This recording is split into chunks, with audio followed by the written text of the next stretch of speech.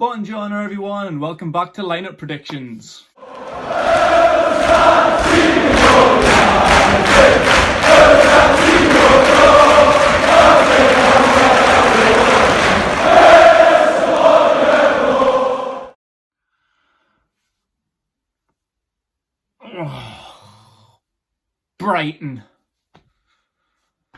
Brighton on Sunday, 2 o'clock, St James's, first home game of the season, but it's Brighton. We've had 6 games over the last 3 seasons against Brighton. That's thrown up an eye-watering 4 goals in 6 games. Unfortunately, 3 of them have been to Brighton.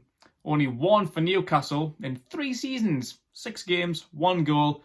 Jose Perez at the end of the 18-19 season. And there's been 3 0-0s. 50% of the games, 0-0s. The other one, 4 goals. Shit show. I fucking hate playing Brighton. So boring. But this is a new Newcastle.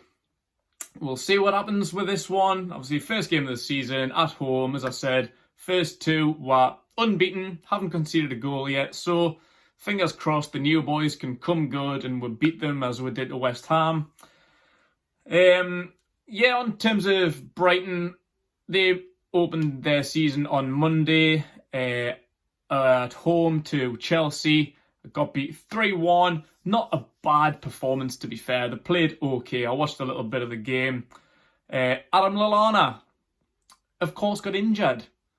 It's because it's Adam Lallana. He's like their version of Andy Carroll. He went off at half-time with an injury, and Ben White, who's been subject to 20-25 million bids by Leeds, but all been rejected, still there. He also went off towards the end of the game, but both are said to be fine. So Brighton's pretty much got a full squad, and that Tariq Lamptey, he had a belter the other day, cracking little right-back he is. Speaking of right-backs, DeAndre Yedlin is set to move to Besiktas on a free transfer. So there's 1 more deadwood out the door, just about another 14 more to go. We have been linked with moves in to replace him. Santiago Arias from Atletico Madrid, Colombian right back, we're set to be preparing a 14 million bid to bring him in, which could be a decent signing. And also, I've got my eye on Nathaniel Klein. I've been a big fan of him for years, and he's available on a free transfer now after leaving Liverpool at the end of the season. He's training with Crystal Palace, where he spent a little bit of time on loan, so just to keep up fitness. So yeah, on a free, that's one of Mike Ashley's favourite phase, free. On a free, I'd be happy to bring Nathaniel Klein in to help back up Kraft and Manquillo. But yeah, Santiago Arias, 14 million. I can't imagine we're spending that much money, to be honest. So we might have to look more towards a freebie like Klein than 10 plus million on someone else. But back in the game, obviously we have Kieran Clark back, who played on Tuesday night and had an absolute blinder, man of the match for me. So it's good to have him back. A little bit more option at centre-back. But Matty Longstaff, Fabian Schär, Paul Dummett, Martin Dubravka and Dwight Gale are all still out. But it's good news on Alan Saint-Maximin, who looked absolutely cream crackered at the end of that game on Tuesday against Blackburn. Picked up what looked like a bad injury, got his knee caught in the turf. Yeah, that looked like a pretty bad one. He was hobbling around for the rest of the match. Thankfully, there wasn't that long to go. We'd used all our subs. He played on, but Brucey says he's okay. So that's good news, because if he was out for the next few months, it could be squeaky. So that's pretty much it in terms of the build-up. Let's get straight into the lineup. And goalkeeper's a tough one, but for me, I'm going with Carl Darlow. That is a prediction, not necessarily what I would do. I think Mark Gillespie had a really, really good game. Darlow's looked shaky. He did okay against West Ham. He pulled off a couple of decent saves, but he just doesn't look comfortable. I think he had a bad pre-season. A couple crosses that came in, he just didn't look comfortable collecting or punching or whatever he was doing. He worried me a little bit, whereas Gillespie, I know he's the 3rd choice. Darlow's a firm 2nd choice, but I know Gillespie's been impressing me more. I think the little snippets that I've seen of him in pre-season, he looked really, really good. So personally, I would probably go with Mark Gillespie, but Brucey's likely to go with Carl Darlow. But we do have a game against Morecambe coming up next Wednesday, so that's probably going to be a game for Gillespie to step in once more. So right back, Javier Manquillo. We'll be sticking him in again, but this will be his third game in the space of 8 days. He's cemented that right back spot for me. As I say, Yedlin's close to being out the door. Manquillo's been fantastic at the start of this season, but if he plays, I don't want to see him against Morecambe. Drop him, give him a rest. There's too many games coming up. The game after Morecambe is Tottenham away. So we need Manquillo fresh for Tottenham. I don't want to see him anywhere near Morecambe. Stay here, go on holiday, do whatever you want to do. But yeah, I think we need him for Brighton. Alongside him, Federico Fernandez can come back, as well as the captain Jamal Lascelles. Yeah, they played fantastic against West Ham. Both didn't get involved against Blackburn. Lascelles was an unused substitute. Fernandez wasn't in the squad, probably for good reason. Like I say, Kieran Clark came in and did really, really well. But Clark can have a spot on the bench with them two starting. And Jamal Lewis at left back. I was a little bit disappointed not to see him. I mean, I understand the reasons. As I say, there's a lot of games coming up in a short space of time. Brucey wanted a bit of rotation. He wanted to play people that needed game time. And I get that. I understand why Brucey did that. He says, like pretty much everyone that started need time. They're either going to be part of our rotation setup, and they're clearly not going to get much game time. So it was just to put some minutes in the legs, I think. Manquillo was the only one that played the full game. The only one that was really included that started the West Ham game. Yeah, Jamal Lewis, I think we needed him because Yedlin was shit.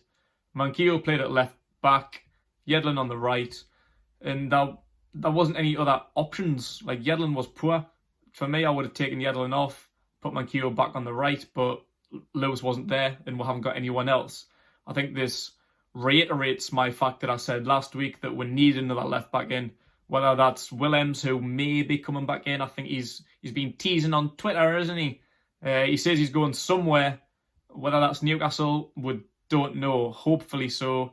But there's still the likes of the Greek lad could potentially come in. But yeah, I want to see some backup brought in for Lewis. In midfield, Shelvey and Hayden, both again excluded from Blackburn. Both played really, really well against West Ham. Hayden just needs to chill out a little bit because he was flying into some tackles that could have got himself sent off. So yeah, I'm pleased he got a rest. I think he needed it against Blackburn. Still on a high about signing his new contract, and Shelvey, the playmaker, the one who can open things up, get him back in there. And we'll be putting Jeff Hendrick in, my man of the match for the West Ham game. He was an unused substitute, I think. Yeah, I think he got, yeah. I can't remember the bench, to be honest. It was a bit of a here or nothing game. It was a bit shit. Like, the starting lineup was shit, and I didn't really pay too much attention to the bench. And Atsu got on, but other than that, fucking hell. But yeah, it'd be brilliant to have Hendrick back. He's an absolute grafter. That's what we heard about him when he came in. He was far from a marquee signing. He wasn't the kind of player that we wanted in, but from watching him over the years, you know he's a grafter, and that's the kind of player that we like at St James's. We want someone who's going to put in 110% every week. That's why we like the likes of Hayden and Fernandez. You know what you get with them guys. And Hendrick's the same stamp. Like, yeah, he might not be a world-class player, but he puts in effort and he grafts his arse off. Got a goal and an assist on his debut. What more could you want? So Hendrick will be keeping his place for me, as well as Sir Maximin on the left. Hopefully he's fit enough to start. Brucey says he is okay. Whether okay means he's absolutely fine, he's 100% fit, I'm not sure. But yeah, hopefully it's Sunday as well. We've got another couple of days after this. So yeah, hopefully Sir Maximin shakes off any knock that he had and he can start. And for you eagle-eyed viewers that's noticed similarity in this lineup, it's the same as the West Ham one. And yes, I'm going to make it a full house. Wilson and Carroll up top. Both really, really impressed me. Andy Carroll, as Brucey says, it's the best Andy Carroll we've seen since he went to Liverpool, really, all them years ago. And Bruce says after the West Ham game that he chose them because he was looking at the height and the physicality of West Ham centre-backs, Ogbonna and Diop. he knew that Carroll could give them a fight, and alongside Wilson, it would make attack a lot easier, just breaking them down with the two strong lads. Like, Wilson is a strong lad as well. Like, he is a strong physical player. And when you look at Brighton, they have as well. They're all 6'2" plus strong lads. White, Dunk and Webster. That was the back three against Chelsea with Lamptey on the right and someone on the left. And if you've seen Timo Werner's comments after the game, he was surprised, and like, it was Brighton, his Premier League debut. He came off thinking, fucking hell, this is a physical league coming from Germany. I don't think he was expecting that, coming up against three big, strong lads like them. Like, yeah, like, it is, like, you look at it on paper and think, oh, White, Dunk, Webster, they're not world-class players, but they will give you a game, and I think that's why Carroll should be brought in again. The exact same starting 11 as last week. Give them a fight, and I think that could be the way to breaking them down, how we can get 3 points, keeping Carroll in there alongside Wilson. And we've got plenty of options on the bench now, with Ryan Fraser being fit, Almiron finding a bit of form, and Kieran Clark coming back into the team as well.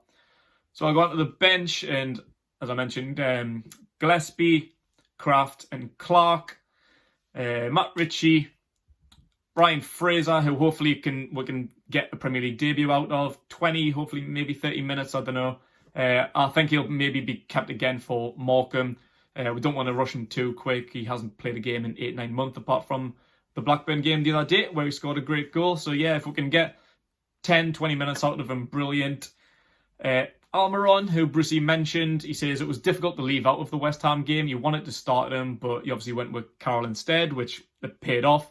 But Almiron's now got 2 assists in the first 2 games of the season. He done brilliantly when he came on against West Ham, and he had a decent game against Blackburn as well with that brilliant through ball to Fraser. And Joe Linton as an option. I'm not going to say a striking option because we haven't really got one with Gale still being out. But that, for me, would leave out somebody with Clark coming back. Like, that's pretty much the exact same bench as what we had against West Ham, minus Kieran Clark. In the place that I'm dropping is Sean Longstaff. I thought he was poor the other day. I think he needs to reevaluate something. Like, I don't know what. He needs to go and have a word with himself, find out what's going on in his head. Again, probably save him for Morecambe. Dan Barlaser had a pretty good game as well, so he'd be excluded along with, obviously, Yedlin, who's on his way out, Jacob Murphy and Christian Atsu. So that's my team then. Let me know what you guys think in the comments below. Put your lineup and your score prediction if you think there's going to be a goal in it. For me, I think this is the best Newcastle team that we've had in a good few years. Certainly since we've been promoted when Brighton came up with us. We've been together in the Premier League for the last 3 years. As I say, every game's been a shitter. But we're the best team we've been since then. So, first game at home, I'm going with a win. Another 2-0, same as the West Ham game. Same team, same score. Maybe different scorers. I'm not going to predict Hendrick to score again. Hopefully Wilson can get himself on the score sheet. So make sure you like this video, subscribe to the channel, share it about as much as you like. Thanks very much. Thanks for watching, everyone, and enjoy yourself.